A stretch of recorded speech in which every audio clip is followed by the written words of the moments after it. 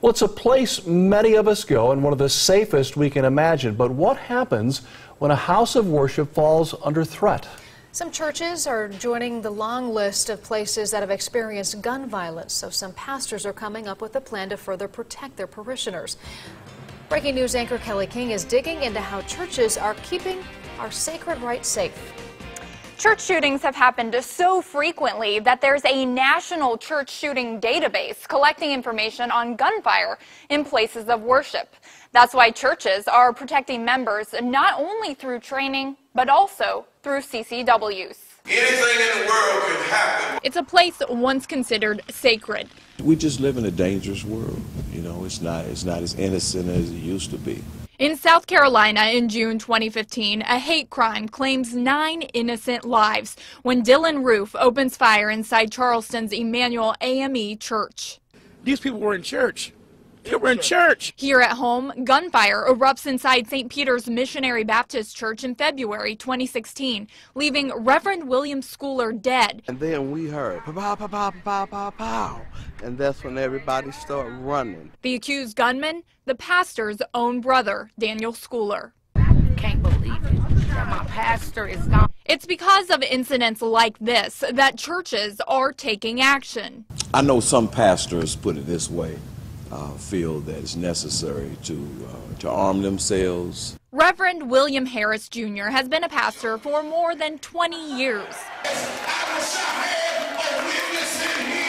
He hasn't reached that point yet, but he knows that some members of his church are packing. And even some of the ladies after church, they'll come to me and say, "Yes, Reverend, I have my weapon with me."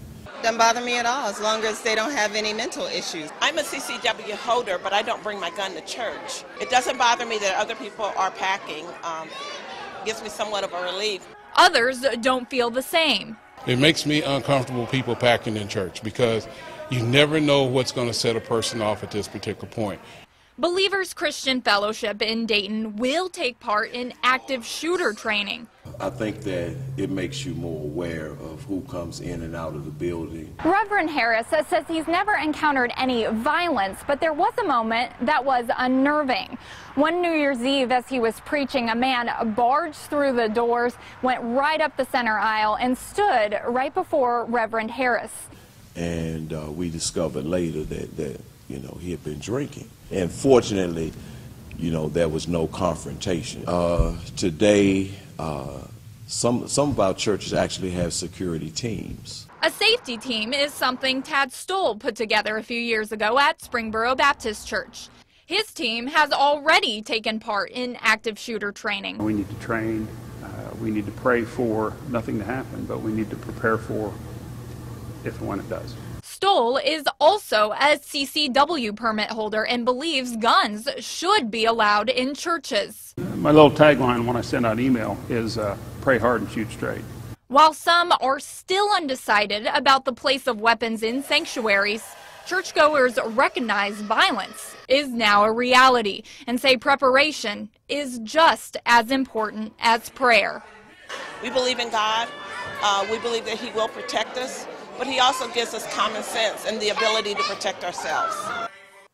To sign up your church for active shooter training, we've posted a link on our website, WDTN.com. There you will also find information on CCW permits as well as updated information on where the case of the Dayton church shooting stands. Kelly King, 2 News, working for you.